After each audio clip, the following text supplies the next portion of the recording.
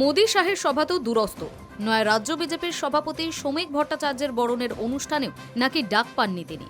ফলে স্বাভাবিকভাবেই রাজনৈতিক মহলে নানা চর্চা শুরু হয়েছে।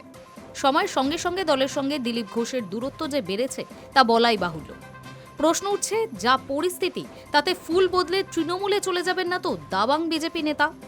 জবাবে দিলীপ নিজেই উস্কে দিলেন জল্পনা। নিয়মিত প্রাতঃভ্রমণে যাওয়া অভ্যেস দিলীপ ঘোষের, শুক্রবারও তার অন্যথা হয়নি। এদিন ইকো পার্কে প্রাতঃভ্রমণ সারেন তিনি। সেখানেই মুখ খোলেন তৃণমূলের যোগ প্রসঙ্গে। বললেন, আমার রাজনৈতিক ভবিষ্যৎ পার্টি ঠিক করবে, ভগবানের খাতায় লেখা আছে। আমাকে বিজেপি নিয়ে এসে একটা জায়গা দিয়েছিল, আমি নিজে থেকে আসিনি। পার্টি চেয়েছে তাই আমি এসেছি।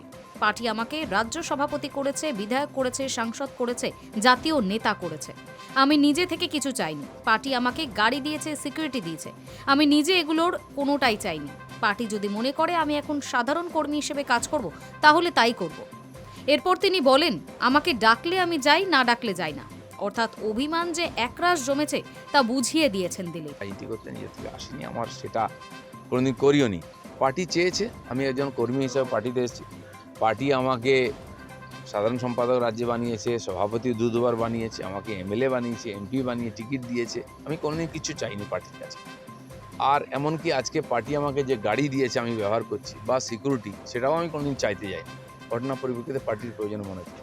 পার্টির যদি মনে হয় আমি সাধারণ কর্মী হিসেবে কাজ করব, তো আমি যেরকম করছি করবো, আগে কোনো পদ নেই। পার্টি যেখানে আমি ডাকে সেখানে আমি যাই, যেখানে ডাকে না সেখানে যাই না। এটাকে আমি পার্টির সিস্টেম মনে করি।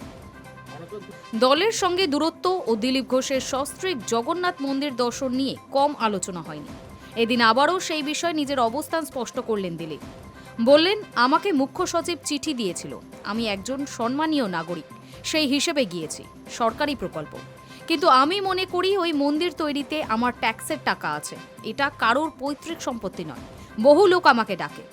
পাশাপাশি তৃণমূল নেতাদের কারোর সঙ্গেই যে তার কোনো রকম সমস্যা নেই তাও স্পষ্ট করে দিয়েছেন তিনি। Hi News network.